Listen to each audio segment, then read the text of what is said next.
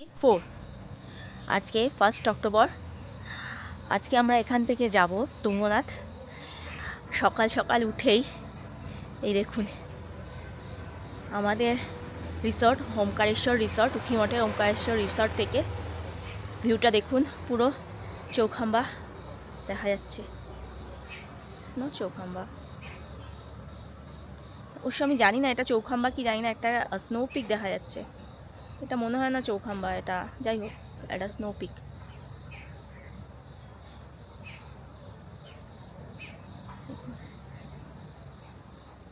আমরা কালকে আমরা যখন এসেছি তখন এখানে স্নো পিকটা দেখা যাচ্ছিলো। আমাদের এখানে কয়েকজন বললো যে এটা চৌখাম্বা, তো প্রপারলি দেখা যাচ্ছিলো না বলে আমরাও ভেবেছিলাম চৌখাম্বা, বাট আজকে দেখে মনে হচ্ছিলো না এটা চৌখাম্বা না। তো হোটেলের একজনের স্টাফের কাছে কনফার্ম হয়ে জানলাম যে এটা ওই কেদারনাথ ডোম, যেটা কেদারনাথ মন্দিরের পিছনে যেটা দেখা যায়, যে পর্বতটাকে আমরা দেখি, সেটাই এটা। সকাল থেকে অলরেডি হেলিকপ্টারের আওয়াজ পাওয়া যাচ্ছে কেদারনাথের দিকে।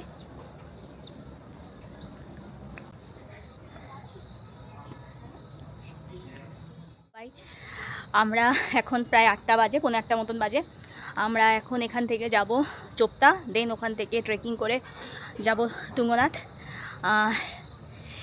এই যে যাওয়ার আগে আমি একটু আমাদের ওমকারেশ্বর রিসর্টটা দেখিয়ে দিচ্ছি।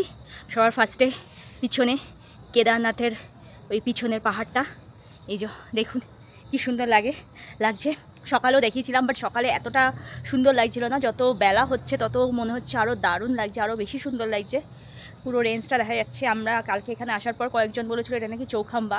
আমিও প্রথমে তাই ভেবেছিলাম। কালকে অ্যাকচুয়ালি অল্প একটু দেখা যাচ্ছিলো, মেঘে পুরো ঢাকা ছিল, বাট আজকে যখন পুরোটা দেখা গেল তখন আমি শিওর হলাম আর যাই হোক এটা চৌখাম্বা না। তারপর হোটেলের একজনের স্টাফের কাছ থেকে কনফার্ম হয়ে জানতে পারলাম যে এটা কেদারনাথের যে পিছনের যে পাহাড়টা থাকে সেই পাহাড়টা।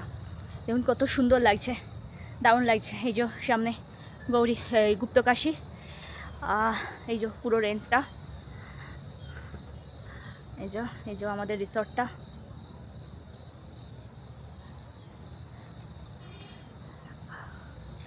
এই যে রিসর্টটা পুরো দেখিয়ে দিচ্ছি।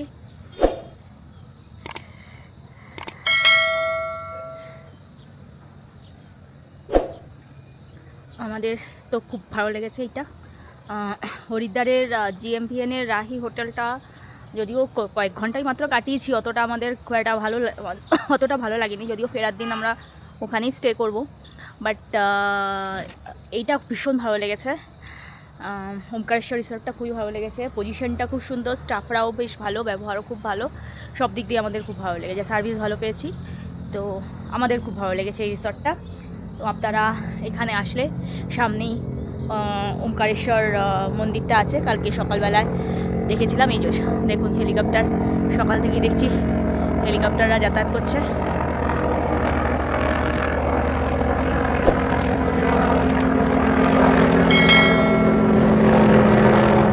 দারুণ লাগছে।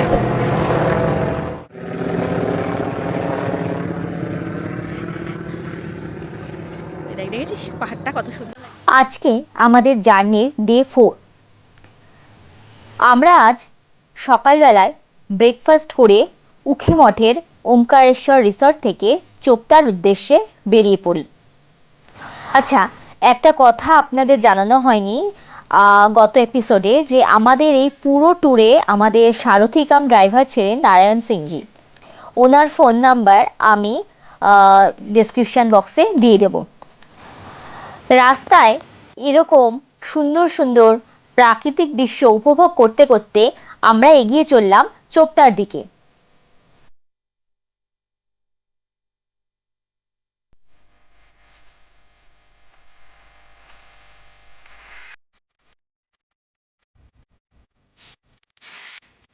থেকে চোপতার ডিস্টেন্স প্রায় 30 কিলোমিটার এবং যেতে প্রায় 1 ঘন্টা মতন সময় লাগে।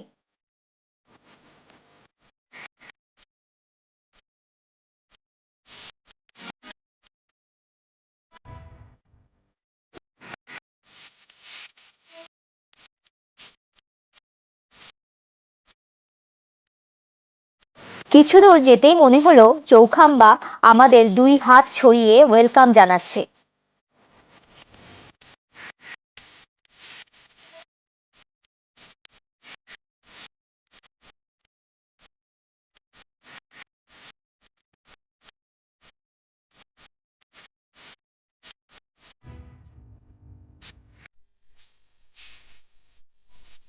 বানিয়াপুর পুরো টেন্ট রয়েছে এখানে চারপাশে। आगे मिलेगा ही जगह आपको। हाँ, ये पूरा এখানে রাস্তায় যাওয়ার পথে পড়ে বানিয়ানকুন, এছাড়াও বেশ সুন্দর সুন্দর কিছু ভ্যালি পড়ে, সবগুলোর নাম আমাদের জানা নেই। এছাড়াও মেন যেটা পড়ে সেটা হলো বিউটিফুল চোপতা ভ্যালি, যেটাকে মিনি সুইজারল্যান্ড বলা হয়।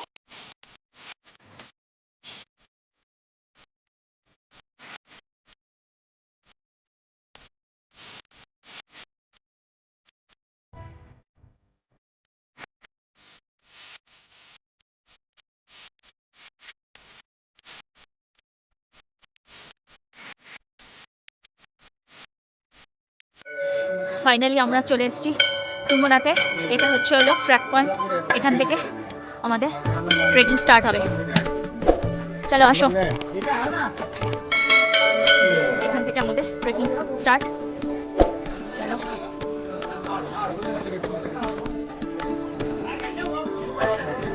আমরা প্রায় সকাল 10টা নাগাদ চোপতা থেকে ট্রেক স্টার্ট করি। তুঙ্গনাথ থেকে চোপতার ডিস্টেন্স 4 কিলোমিটার। চলো বলো হর হর মহাদেব, বলো বাবাই।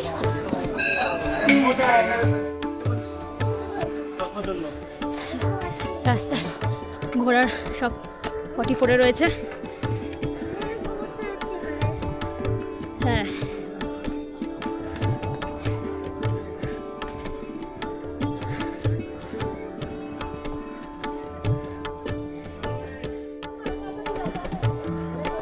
বাবাই এই সাইড আসো।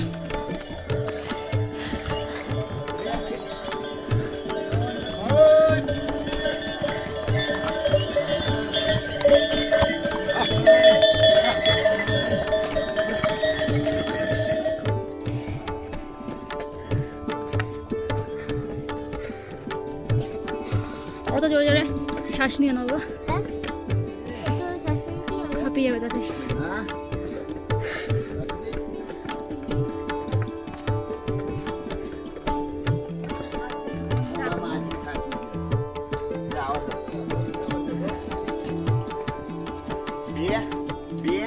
Bia tay एक đây macam tu hasil dia apa dia itu dia সামনে চৌকাম্বা দেখা যাচ্ছে এই সাইডে, দারুণ লাগছে। যদিও রাস্তাটা খুবই খাড়াই। বাবাই এদিক দিয়ে আসো, নিচে নামবো বাবা।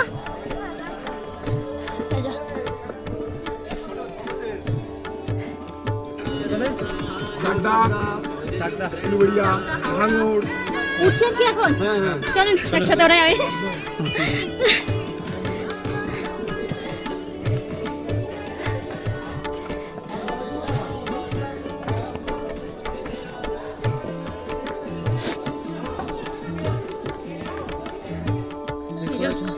সামনে দেখছেন এখানে সব ঘোড়ায় করে যাওয়ারও ব্যবস্থা আছে, যারা হাঁটতে পারবে না তাদের জন্য।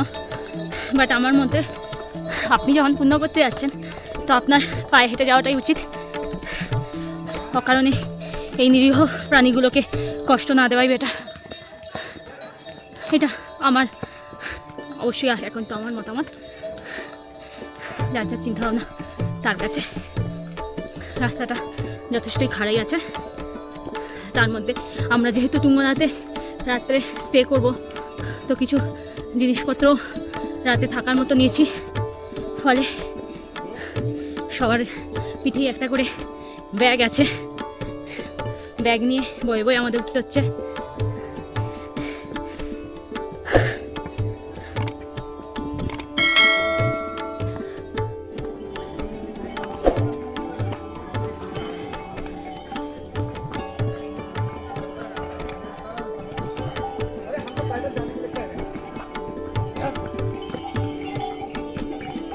বাবাই সাইড দাও।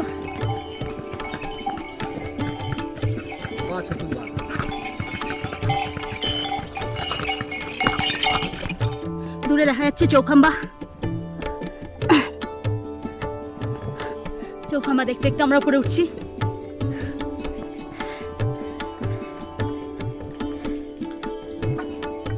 চলো মিনিট একটু উঠি, এত তাড়াতাড়ি চার্জ কমলে হবে? আরে আরেকটু চলো না।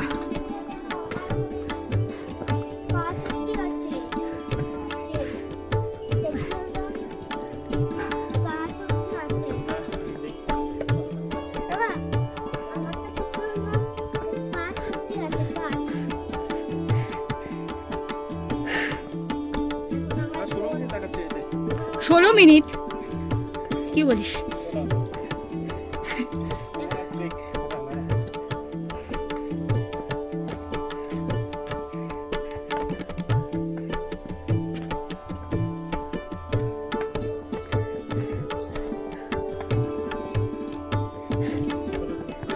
এই ট্রেকের প্লাস পয়েন্ট হলো এখানে যাওয়ার পথে বেশ সুন্দর বুগিয়াল পড়ে, অলরেডি পেয়ে গেছি আমরা এখানে। চলো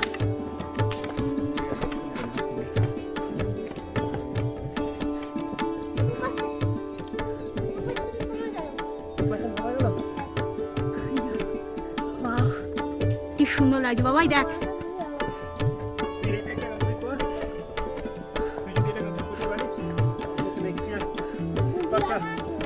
বুগিয়াল মানে এই যে গ্রাসল্যান্ড, কালকে তোমায় বলেছিলাম না গ্রাসল্যান্ড।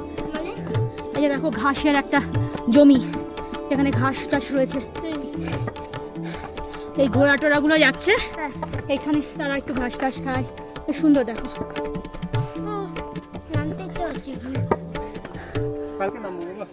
আশা তিন নামবো আজকে, চলো আজকে যাই।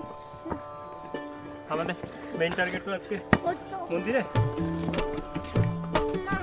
মন্দির আছে নাকি উপরে আমাদের বাড়ি? বাবা ওরকম করে ধরে টানিস না, তোমার খেলা আছে তাহলে ছেড়ে দিও।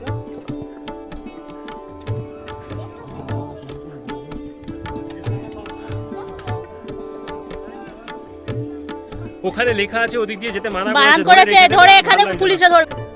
এই যে ওই যে উপরে সব যাচ্ছে, আমরা ওই যে ওই উপরে যাব, কেউ কেউ নামছে কেউ কেউ উঠছে, আমরাও আস্তে আস্তে ওইদিকে যাবো।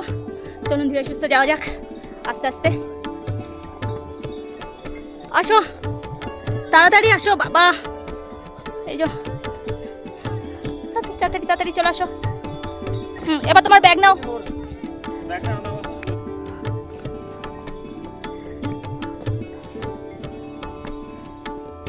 এখন আমরা 4 কিলোমিটার পর্যন্ত 1 কিলোমিটারও এখন আসেনি, হচ্ছে এখন হচ্ছে ওই যে বরফের দেশ, পাহাড়ের এখন আমরা টুঙ্গাতে যাচ্ছি, উপরে একটা মন্দির আছে ওখানে যাচ্ছি। এবার রোদ উঠে গেছে, বেশি গরম লাগবে, আর সোয়েটার এখানে বেশি ঠান্ডাও ওরকম মতো নেই। আর হচ্ছে ওখানে পাহাড়, আর মধুবাতে এখানে মৌমাছিও আছে, ধান গাছ আছে, মাছ আছে, এখানে অনেক কিছু আছে। এখানে একটু দাঁড়ালাম, আপনি গেল বলে দাঁড়ালাম। তোমার ওই তো দেখতেই পাচ্ছেন বরফের দেশ, দেখতে পাচ্ছেন ওই দিক দিয়ে বরফের দেশ আছে। ঠিক আছে, এখন রোদ উঠেছে কিন্তু আমি একদিন হচ্ছে এখানে কৌরবদের আর পাণ্ডবদের যুদ্ধ হয়েছিল, এবার পাণ্ডবরাই জিতে গেছিল। যেখানে ছিলাম সবাই রাখি শিবের 5টা মন্দির ছিল, ওই মন্দিরগুলোর নাম কি মনে হয়, একটা নাম ছিল, সবারই একই নাম মন্দির ছিল, কেদারনাথ, রুদ্রনাথ, তুঙ্গনাথ, নদমনেশ্বর, কল্পেশ্বর। নেশিয়া বদমেশ্বর যাব, কিন্তু আমিও যাব এখানে। ঠিক আছে, টাটা। সুন্দর সুন্দর এখানে বুগিয়াল দেখা যাচ্ছে।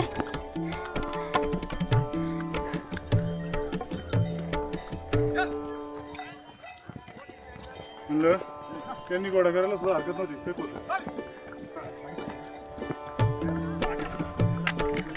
বাবাই কি হচ্ছে? ওটা নিচে, ওটা নিচে।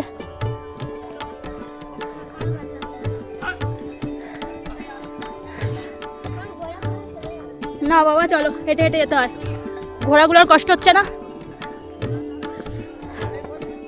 আমরা সেই নিচ থেকে এসছি হেঁটে হেঁটে এত উপরে, অনেকটাই রাস্তা এখানে স্টিফ, আরও অনেকটা উঠতে হবে সেই উপরে। চলো আস্তে আস্তে ওঠা যাক। চলো এরপরে এখানে যেখানে দাঁড়াবো সেখানে কোল্ড ড্রিঙ্কস খাবো। চলো, নিবু পানি পেলে নিবু পানি খাবো। রেস্ট নিয়ে নিলাম, একটু চকলেট খেয়ে নিলাম এনার্জির জন্য। আবার হাঁটা আরম্ভ করেছি, অনেকটাই খাড়াই। বাবা নেমো দেখেছিস? নেমো শেষ হয়ে গেলে কি বলতে বলেছি? হর হর মহাদেব বলো, বলো বলো, হর হর মহাদেব। চলো, বললেই এনার্জি পেয়ে যাবে। দেখো কত লোক উঠছে, দেখো। চলো ওঠো।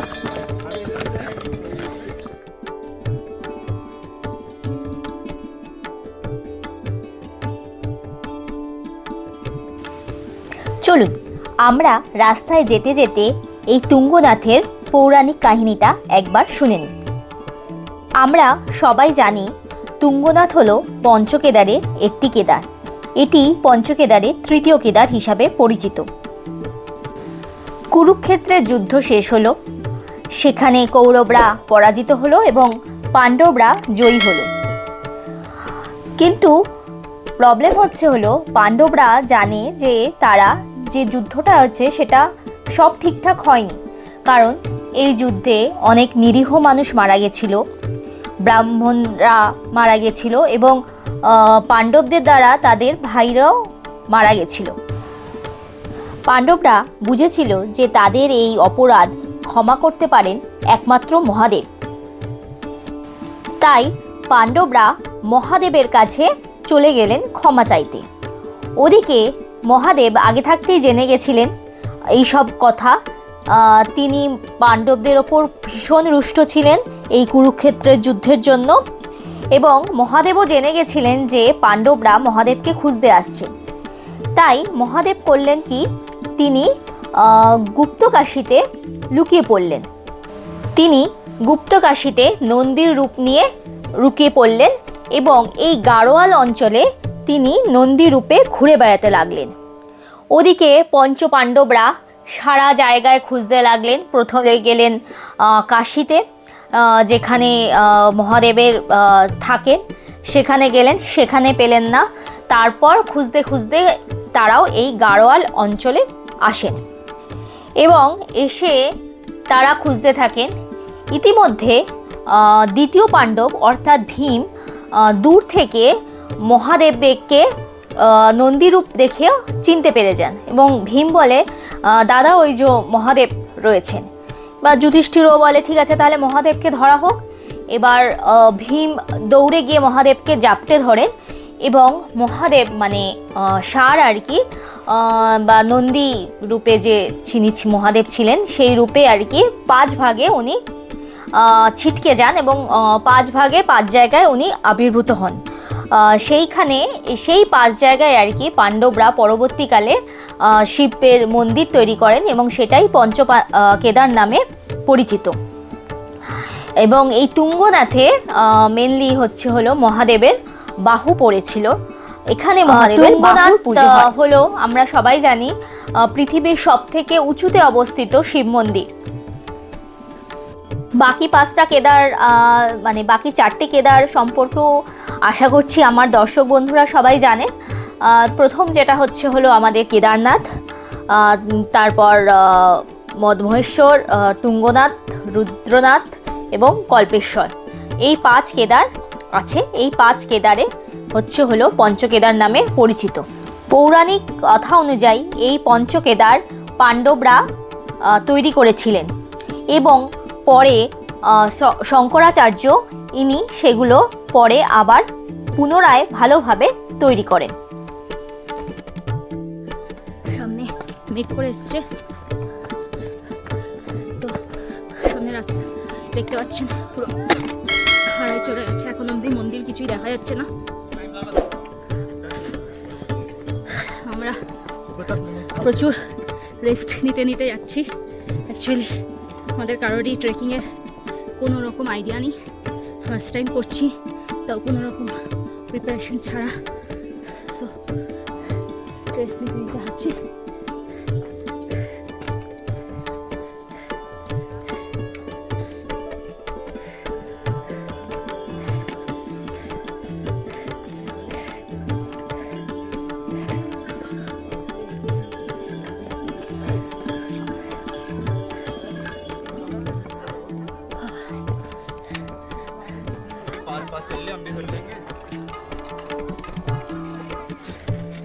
রাস্তা মনে হচ্ছে শেষই হচ্ছে না, আর পারছি না। এখানে আসার আগে একটু ওয়ার্কআউট করা দরকার ছিল। হঠাৎ আমাদের পিঠে ভারী ব্যাগ, সিরিয়াসলি আর পারছি না আমি। উফ, আরো প্রায় কাছাকাছি চলে এসেছি। এখানে দেখা যাচ্ছে নীলকণ্ঠ হোটেল, মোস্টলি এটাই আমাদের রাত্রের হোটেল, এটাই এখানেই মনে হয় বুক করেছি। দেখি যে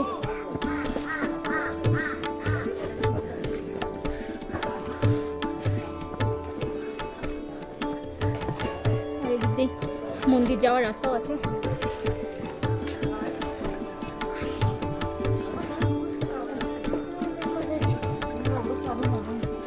চল চল চল,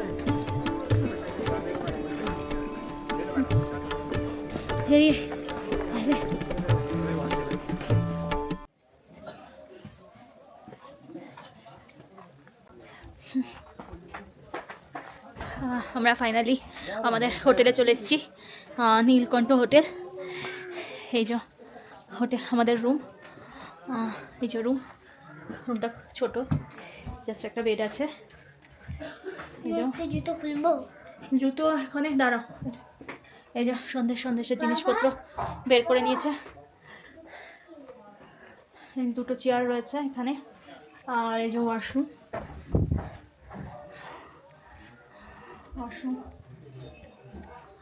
গিজার টিজার নেই এখানে। অ্যাকচুয়ালি সোলার সিস্টেম, কারেন্ট তো নেই, সো এখানে গিজার টিজারের ব্যবস্থা নেই। গরম জল বললাম, গরম জল দেওয়ার ব্যবস্থা আছে কিনা, গরম জল বললো চার্জেবল।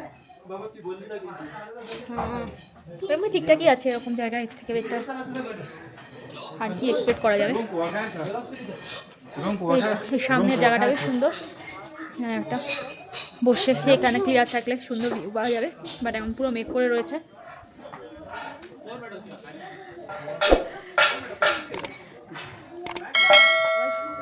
আমরা এই একটু আগেই এসে পৌঁছালাম হোটেলে, এখন প্রায় 1:30 বাজে, প্রায় 3 ঘন্টা মতো লেগে গেল আমাদের এখানে আসতে। অবস্থা খুবই খারাপ, ফার্স্ট টাইম ট্রেক করলাম, তাও এত স্টিপ ট্রেক, কোনো রকম ওয়ার্কআউট ছাড়া।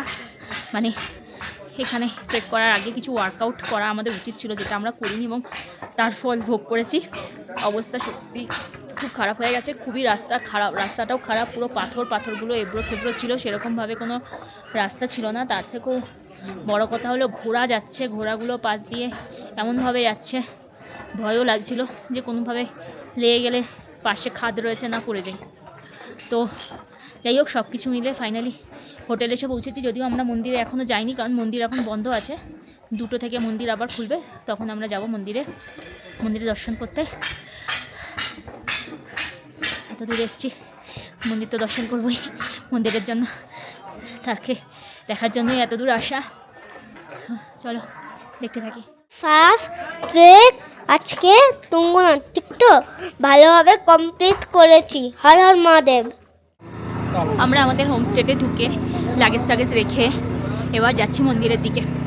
অ্যাকচুয়ালি তখন 1টা বেজে গেছিলো, তো 1টার সময় মন্দির বন্ধ হয়ে যায়, আবার 2টো থেকে চালু হয়, এখন 2টো বেজে গেছে, তাই আমরা আবার যাচ্ছি মন্দিরের দিকে।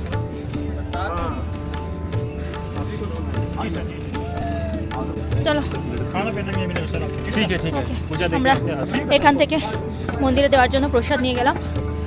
চলো আসো বাবা, আসো আসো আসো আসো। হ্যাঁ চলো। এখানে আশেপাশে প্রচুর হোমস্টে আছে রাত্রি কাটানোর জন্য। তবে এই সমস্ত হোমস্টেতেই বেসিক আর কি সব রয়েছে, মানে আপনি ওই গিজার বা ওরকম কিছু লাক্সারি কিছু পাবেন না, একদম বেসিক অ্যাকোমোডেশন সব কটা হোমস্টেতেই। চলো আসো।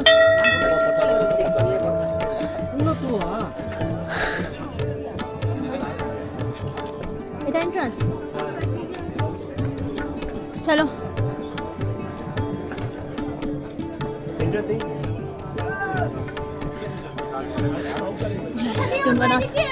ও তো হাতি যায় না, চলো।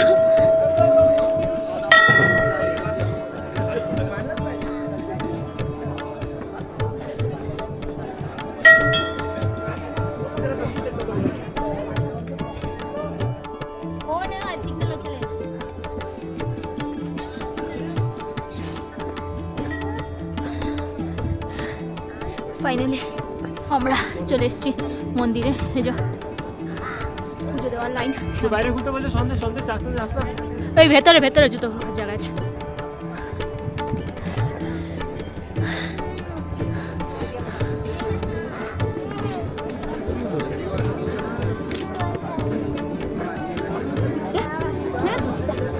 ফাইনালি আমাদের অনেক অপেক্ষা করা জায়গা তুঙ্গনাথে আমরা চলে এসেছি। মন্দিরের ভেতরে ভিডিওগ্রাফি বারণ, তো বাইরেটাই আমি দেখিয়ে দিচ্ছি। এই সাইডে ঢোকার আগে এই সাইডে জুতো খুলে আসতে হচ্ছে। আবার তো আমরা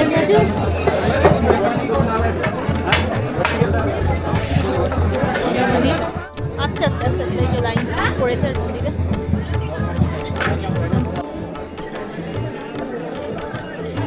অবশেষে আমরা পৌঁছে গেছিলাম বিশ্বের সবথেকে উঁচুতে অবস্থিত শিব মন্দির তুঙ্গনাথে।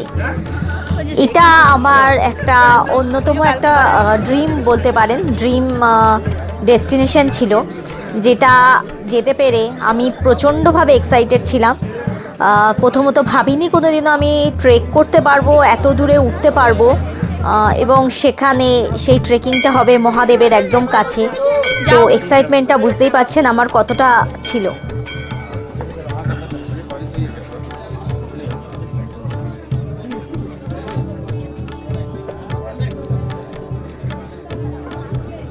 विशाल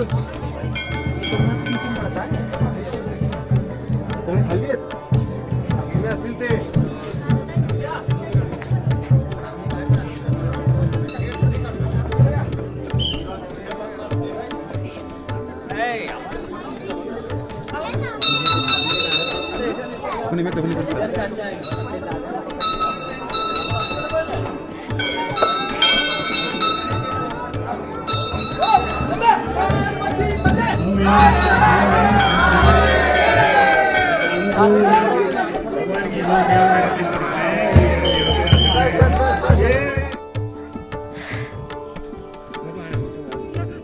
এখন প্রায় সন্ধ্যে 6:30 বাজে। 6:30 থেকে মন্দিরে আরতি আরম্ভ হবে।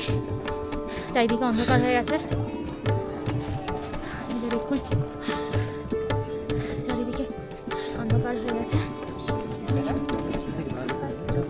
আমরা যাচ্ছি, কিছুই দেখা যাচ্ছে না, আরতি দেখতে যাচ্ছি। যাওয়া যাক।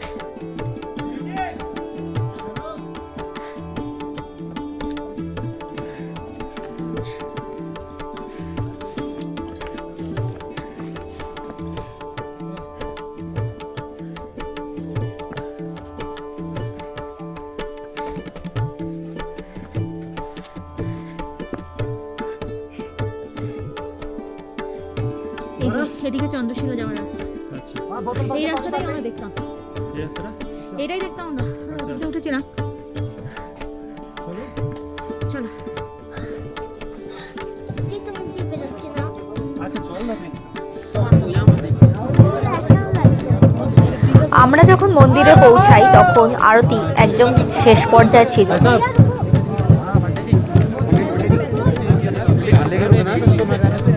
लीडर पीछे कहते रहेंगे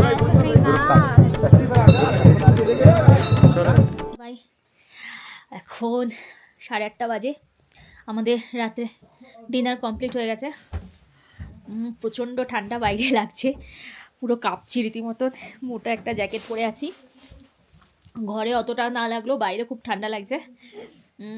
এখন ভেবেছিলাম রাত্রিবেলায় বাইরেটা একটু ভিডিও করব, খুব সুন্দর তারাগুলো রয়েছে, কিন্তু আমার প্রচণ্ড মানে পা ব্যথা করছে।